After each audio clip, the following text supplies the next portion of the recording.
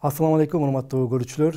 Кайрадан сиздер менен Кыргызстан мусулмандарынын дин башкармалыгынын куттуу студиясында жүздөшүп жатканыма чын дилден кубанычтамын. Бүгүн биз ошол кечээ өлкө башчыбыз тарабынан кол коюлган диний уюмдар жана диний бириктимелер жөнүндө мыйзам долбоору боюнча кеп кылмакчыбыз. Ал үчүн биздин студиябызга Кыргызстан мусулмандарынын Азирети муфтии Абдылайскар Закиров устазыбыз келип отурат. Кыргызстан мусулмандарынын Аалымдар кеңеши мурдагы муфтийибиз Амиркары Ракиев устазыбыз келип отурат. Кош келипсиздер.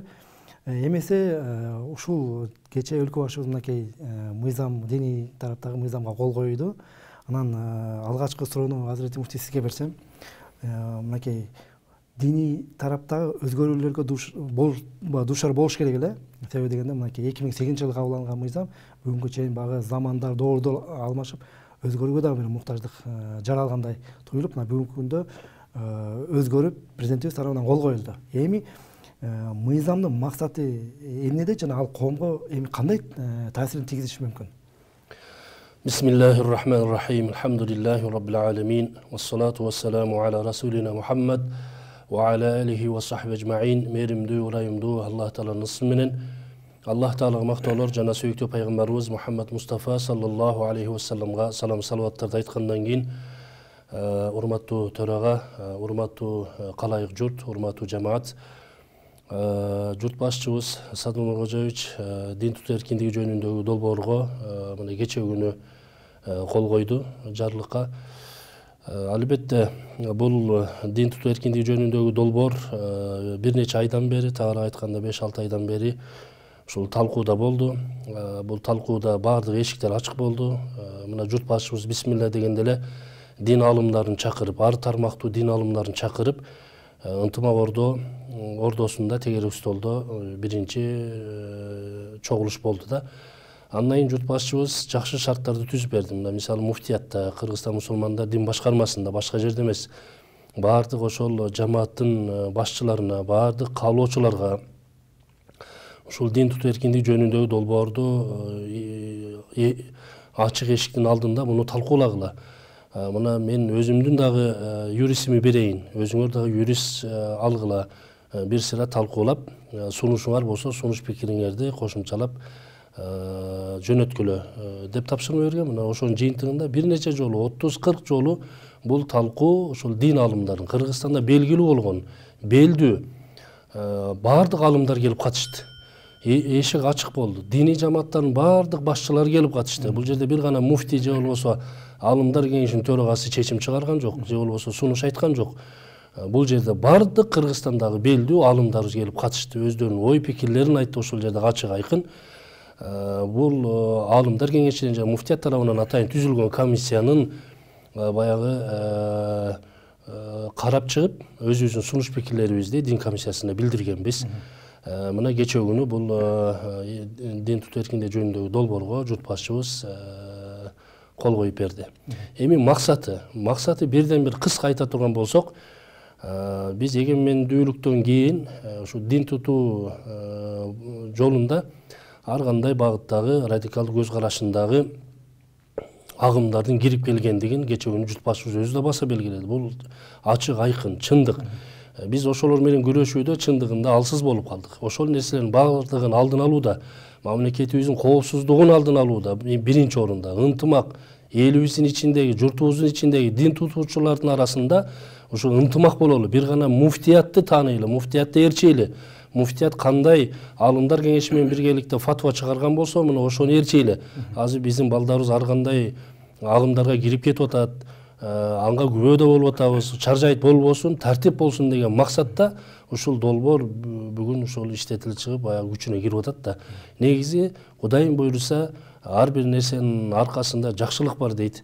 Күтө туралы, бул иншалла бир эле 1-2 адамдын чечими менен болгон жок. Бул деген ошол Кыргызстандагы белдүү, аттуу баштуу адамдардын, дин алымдарынын баягы талкуусуна түшүп, ой пикирлерин айтып, анан жыйынтыкталып отурат да. Буйруса динибиз үчүн зыян болбосун, мамлекетибиз үчүн пайдалуу болсун. Алла разы болсун. Кийинки суроону урматтуу Замиркары сизге бергим келип атат. Мыйзамдын кабыл алынышы диний эркиндикти камсыз кылуу боюнча кандай өзгөртүүлөрдү алып келиши мүмкүн?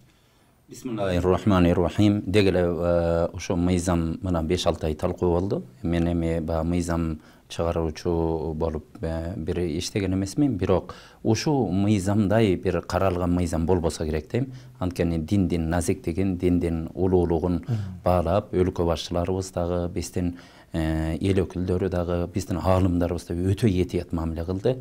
40-50 жолу чогулуш болуп отуруп, пикирлер айтылып, 6 ай дегенде анан барып бышып жетилип ушул күнгө жетти. Эми негизги нерсе диний эркиндигибиз, биздин эркиндигибиз дүйнөнүн бир да мамлекетинде жок. Муну баардыгыбыз моюнга алышыбыз керек. Анан эркиндикте да тартип болушу керек да. Акыркы кездерде мына биз ошо дин жаатында иштеп жүрүп туруп жакшы билебиз. Баягы жамаат болуп бөлүнүү, биринин артына бири намаз окубай коюу, бирин бири ушундай бир жамандоо эмелери бизде мына башталып келатат. Кээ бир мамлекеттерде ошонун аркасынан согуштар болуп кеткенин көрүп атабыз. Ошондойго алып барбаш үчүн кече өлкө башчыбыз дагы ушуну баса белгиледи, көрдүңүздөр. Мен бир жаран катары эмес, буга өлкө башчысы катары көз салышым керек дегендей. Ошо сыяктуу баягы атайлуу тиешелүү кишилер баягы башаламандык болбосун, баардыгы бириксин деп. Эми диний эркиндигибиз ошо боюнча калат. Өлкө башчыбыз өзүнүн сөзү менен канча жолу кайталап атат.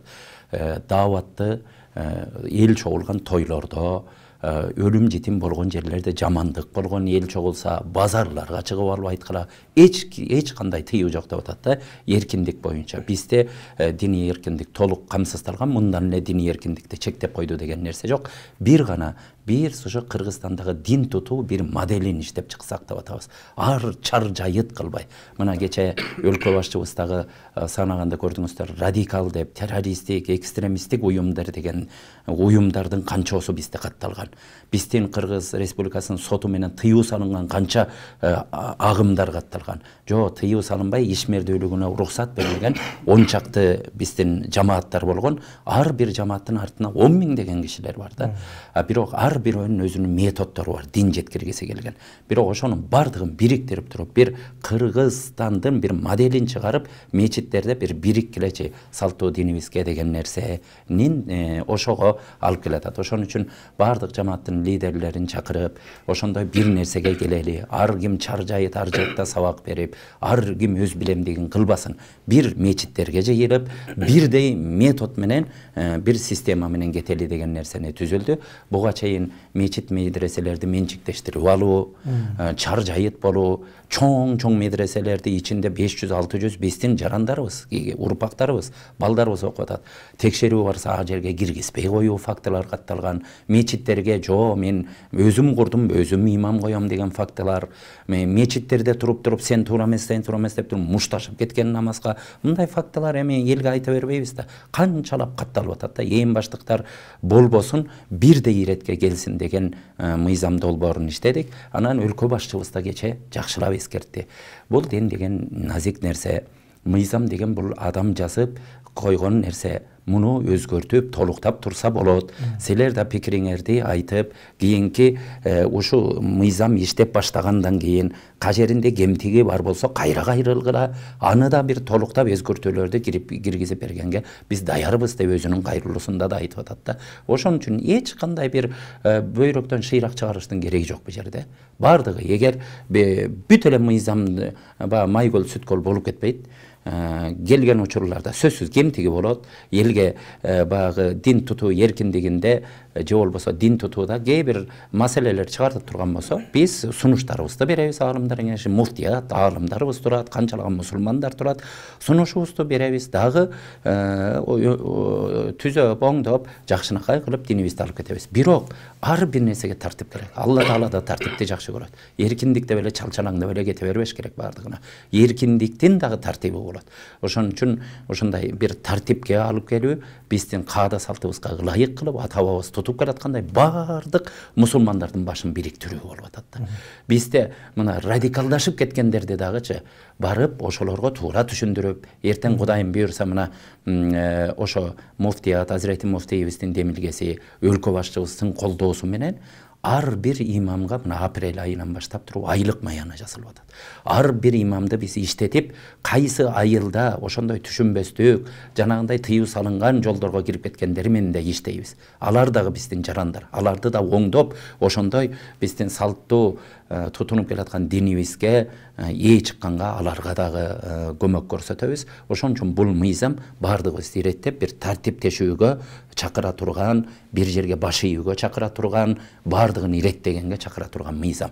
Бул мыйзамда көптөгөн нерселер каралган. Медреселердеги окуу программалардын бирдей болуусу, имамдардын формасынан баштап кийген кийими, мүрзөлөр, жана жамандык болгон жерлер, башка бүт баардыгын жоболор менен иреттейбиз. Ошо мыйзамга ылайыктап туруп, баардыгын жобо фатуалар менен Кудайым буйрса 1-2 жылдын ичинде тартиптешет баардыгы. Алла разы болсун, абдан сонун жооп болду. Кийинки суроону Азирети муфтий сизге берейин. Мыйзамдын кабыл алынышы менен ошо Кыргызстандагы диний топтордун ортосунда кандай бир жаңы түшүнүктөр жана өз ара байланыштарды алып келиши мүмкүн? Балким диний жамааттардын ортосундагы ынтымакты бекемдеши мүмкүн. Рахмат, абдан маанилүү суроо бердиңиз.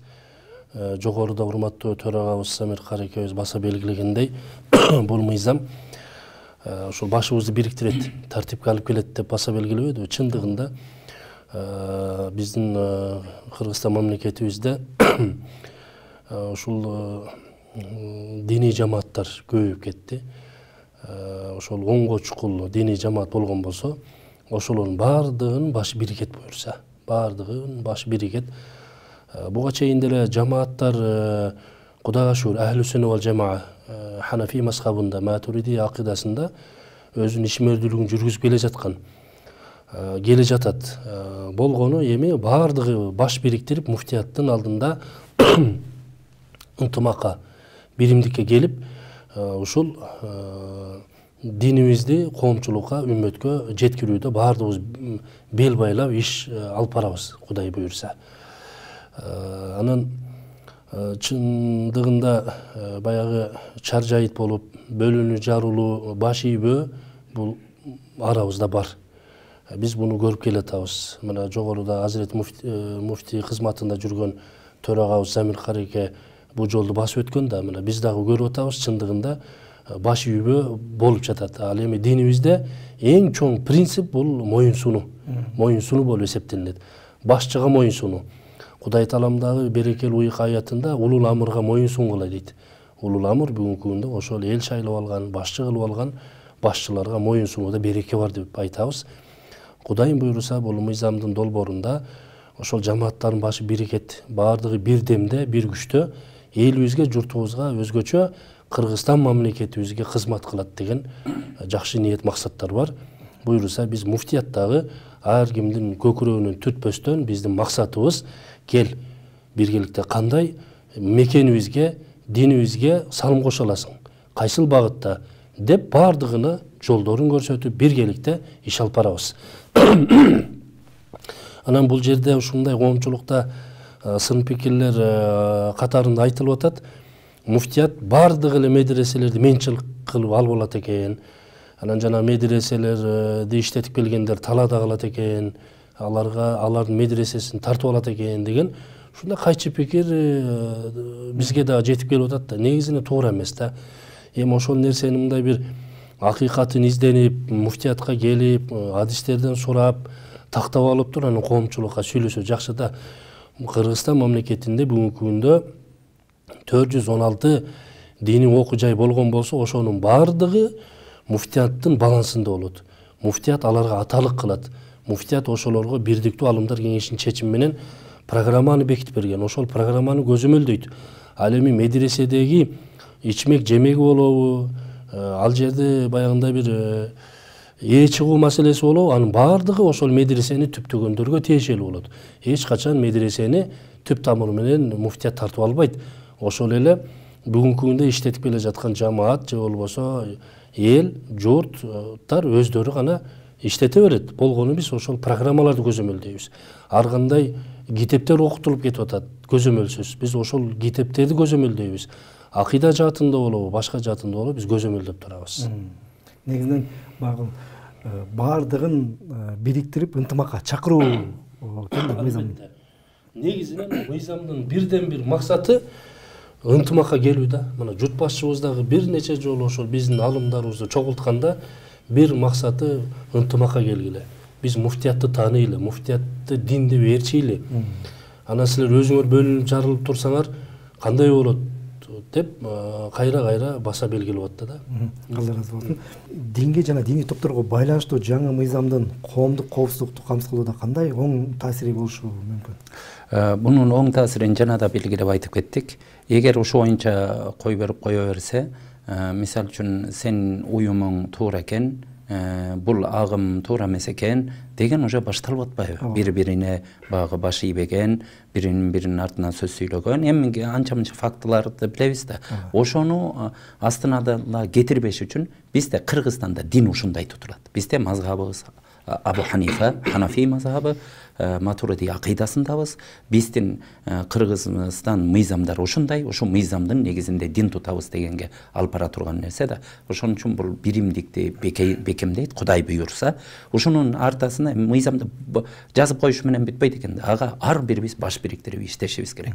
Ар бир мечитке келген, дин тутунган жаран дагы ошол нерсени кабыл кылып, бул жакшылыкка чогуу баралы деп буга салымын кошуш керек ар бир киши. Анан отуруп алып эле интернетте чукуп эле ар кимдин сөзүнө кирип алып, ар кандай комментарийди жаза бербестен буга бардык салым кошуп, элдин биримдиги, келечекте балдарыбыздын бардыгы илимдүү, билимдүү, ыймандуу, Кыргызстаныбызда ушундай адамдар келгенде, ушундай экен деп таң кала тургандай, мечиттерибиз үлгү ала тургандай, биздин дин жаатын көргөндө ушу адамдар ошону карап туруп үлгү ала тургандай абалга келсин десек, анда ушу бардыгыбыз ушу нерселерге жардам берели. Кудайым буйрса мунун келечекте бир мыйзамыбызды иштетип, бардыгыбыз эми мыйзамды эмне адамдар иштетет. Ошону бардыгыбыз баш бириктире турган болсок, жакшы адамдарга барабыз. Соңку суроону сизге бергим келип атат. Ушул мыйзамдын ишке ашырылышы жана ошол жөнгө салынышы дин башкармалык тарабынан, алдыңкы кеңеш тарабынан кандай пландар түзүлүп атат? Кудайым буйрса мына бул мыйзамга кол коюлгандан кийин мына февраль айында күчүнө кирет. Күчүнө киргенде биз ошо Кудай буйрса бир чогулуштарыбызды кылып, ошол жердеги тиешелүү фатваларыбызды, тиешелүү жоболорубуздун бардыгын иштеп чыгабыз. Ошо мыйзамга шайкеш келген бардыгын ошо жамандык болгондон кандай тартипте алып барып маркум көмүлгөнүнөн баштап, адамдын дин тутунган адамдын кийим кечесинен баштап, аялдарыбыздын жоолук салынуусунан баштап, балдарыбыздын кандай тарбияда канчалык Куран окутат медреселер, бардыгын Кудайым буйрса иштеп чыгабыз жоболорду. Ошонун негизинде мыйзамдын негизинде бир иш алып бара турган болсок, бир чоң натыйжаларды берет Кудай. Жанагы социалдык тармактарда дагы сүйлөө маселесинде иш алып барылабы? Мына эми бизде жаман көрбөсүн, бардык аалымдарыбыз социалдык тармактарда дагы мындай ар ким сүйлөп атат, фатва берип атат. Раматылык Чубак ажакебиз ушундай фатва берчү эле. Эми андан кийин дагы ондогон аалымдарыбыз ушундай фатва бергенге өтүштү. Бирок ошолордун арасында да кичине кайчы пикирлер пайда болду. Бири-бирин жамандаган, бири-бирини сеники туура эмес, меники туура эмес деген. Бардыгын ошону лицензиялаштырып, сүйлөй ала турган билимине жараша, мисал үчүн дааватка чыга турган адамдардын дагы багы билим деңгээлдерин, анын үй бүлөлүк абалын, башкасын бардык иштерин чыгынат. Кудайым буйрса, ошонун бардыгын ушундай бир тартипте боло турган болсочу, тартипте эле сактап, бир кичине ошо жетекчилерге бир баш ийүүнү үйрөнө турган болсок эле биз жакшы бир деңгээлге түшүп калат. Кудайым буйрса, бардыгын иштеп чыгабыз. Ошо интернет тармагынан сүйлөгөндө, мечитте кандай хутбаларды сүйлөш, кантип басыш, кантип туруштан бери бардыгына бир өзүнчө бир стандарт кылып, багы системаларды түзүп чыгабыз, жобо, фатваларды ошонун негизинде иш алып барылат. Эмесе биздин убакыт да соңуна келип чыкты. Чында убакыт бөлүп келип бергениңиздерге Алла разы болсун. Урматтуу телекөрүүчүлөр, биз ушул Кыргызстан мусулмандарынын азирети муфти Абдулайыз Кары Закиров, Кыргызстан мусулмандарынын алдыңкы кеңеш төрагасы Замир Кары Ракиев менен биргеликте ошол кечээ 21-январь күнү ошол өлкө башчыбыз дин тутуу эркиндиги жана диний бириктүүлөр жөнүндө мыйзамга кол койду. Ошону азын улак силерге ачып бергенге, тактаана багыл устаздардын оозунан уктуруп бергенге аракет кылдык. Эмесе кийинки көрүшкөнчө, эфирлерде көрүшкөнчө аман эсен туруңуздар. Алланын аманатында болуңуздар.